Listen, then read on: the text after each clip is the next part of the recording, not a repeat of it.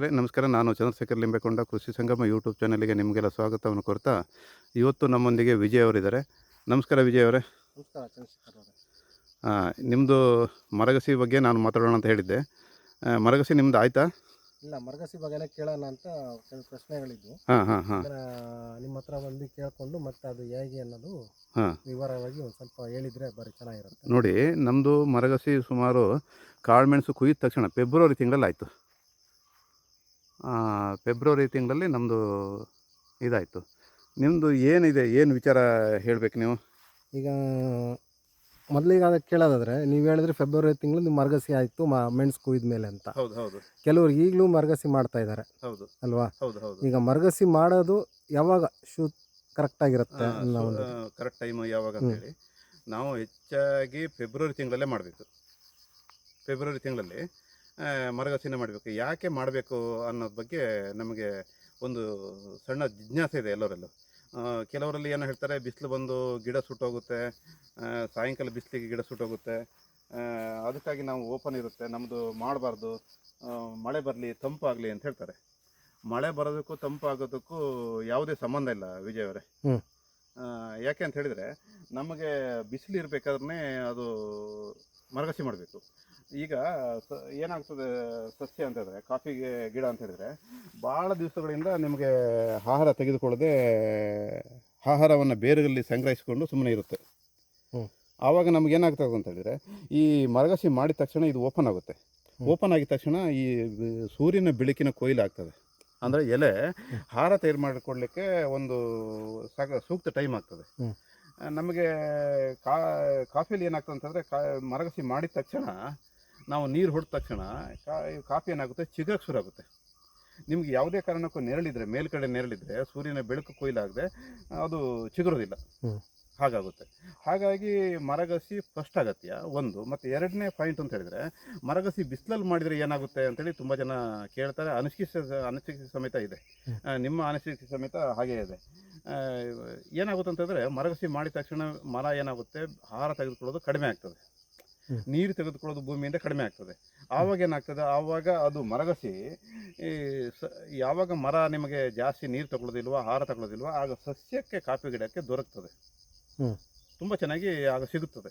ಆಗ ಸಿಕ್ಕಾಗ ಏನಾಗುತ್ತೆ, ಕಾಫಿ ಗಿಡ ತುಂಬ ಚೆನ್ನಾಗಿ ಬೆಳಿಲಿಕ್ಕೆ, ಚಿಗುರು ಬರಲಿಕ್ಕೆ ಒಂದು ಅವಕಾಶ ಆಗ್ತದೆ, ಚೆಂದ ಬರುತ್ತೆ. ಹಾಗೆ ಅದು ಗಿಡ ನಿಮಗೆ ಮರಗಸಿ ಮಾಡಿದ ತಕ್ಷಣ ಗಿಡ ತೋಟದಲ್ಲಿ ಬಾಳೋದಿಲ್ಲ, ಸೋಲೋದಿಲ್ಲ ಅದು.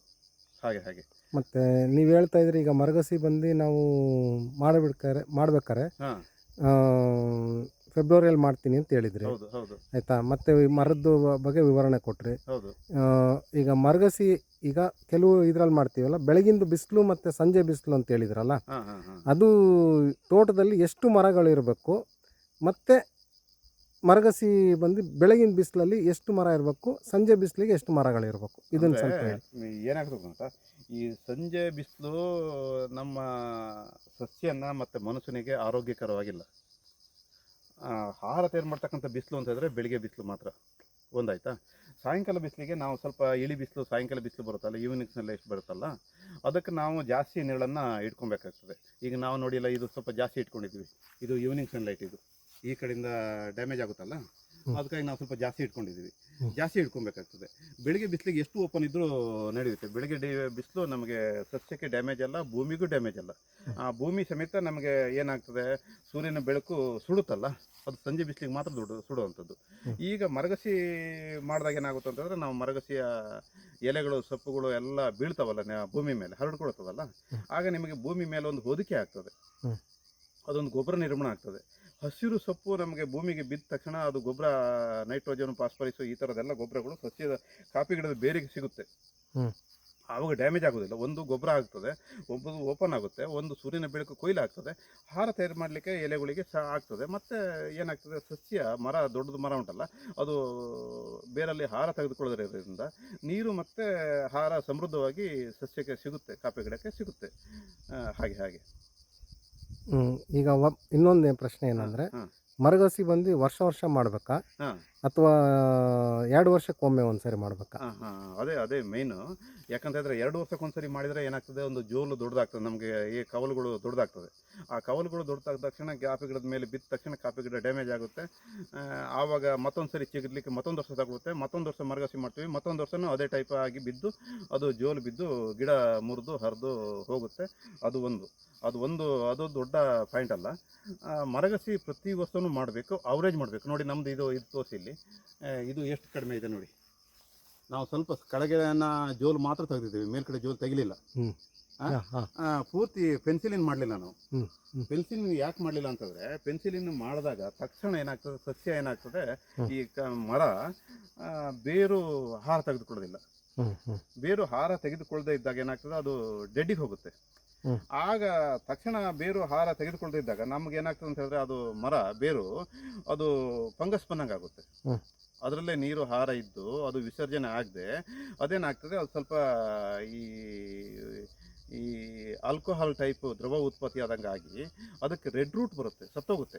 ಹ್ಮ್. ನೀವು ಪ್ರತಿ ವರ್ಷ ಮರಗಸಿ ಮಾಡಿದಾಗ ಸಾಯುವ ಪ್ರಮಾಣ ಮರದ್ದು ಜಾಸ್ತಿ ಇರುತ್ತೆ. ಹ್ಮ್. ಅದಕ್ಕಾಗಿ ನಾವು ಪ್ರತಿ ವರ್ಷ ಮರಗಸಿ ಮಾಡಬೇಕು, ಕಡಿಮೆ ಜೋಲು ತೆಗಿಬೇಕು, ಮರನೂ ಸದೃಢವಾಗಿ ಇಟ್ಕೊಬೇಕು, ಮರ ತಕ್ಷಣ ಚಿಗುರಬೇಕು. ಮರ ಯಾವುದೇ ಥರದ್ದು ಡ್ಯಾಮೇಜ್ ಆಗಿದೆ, ಯಾವುದೇ ಥರದ್ದು ಭಾಳ ಮರಗಸಿ ಮಾಡಿದ್ದೀವಿ ಅಂಥೇಳಿ ಗೊತ್ತಾಗಬಾರ್ದು. ಆ ಟೈಪ್ ನಾವು ಮರಗಸಿ ಮಾಡಬೇಕು.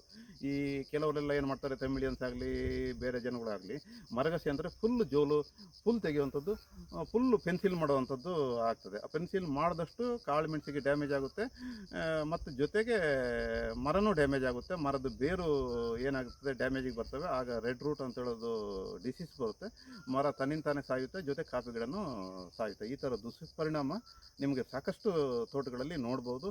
ನಾವು ಅದೇ ರೀತಿ ಕಂಡು ನಾವೇನು ಮಾಡಿದ್ದೀವಿ, ಅವರೇಜನ್ನು ನಾವು ಪ್ರತಿ ವರ್ಷ ಮಾಡ್ತೀವಿ, ಅವರೇಜನ್ನು ಮಾಡ್ತೀವಿ. ಅಂದರೆ ಅವರೇಜಿಗಿಂತ ಕಡಿಮೆ ಜೋಲು ತೆಗಿತೀವಿ. ಕೆಲಸ ಆದರೂ ಪರವಾಗಿಲ್ಲ ಅಂತ ಹೇಳಿ ಇದು ಮಾಡ್ತೀವಿ. ಹಾಗೆ ಈಗ ಮರಗಳು ಇದ್ದರೆ ಹೌದು. ಪರಿಸರಕ್ಕೆ ಎಷ್ಟು ಒಳ್ಳೆಯದು, ತೋಟಕ್ಕೆ ಎಷ್ಟು ಒಳ್ಳೆಯದು, ಹಾಂ. ಇದನ್ನೊಂಚೂರು ಸ್ವಲ್ಪ.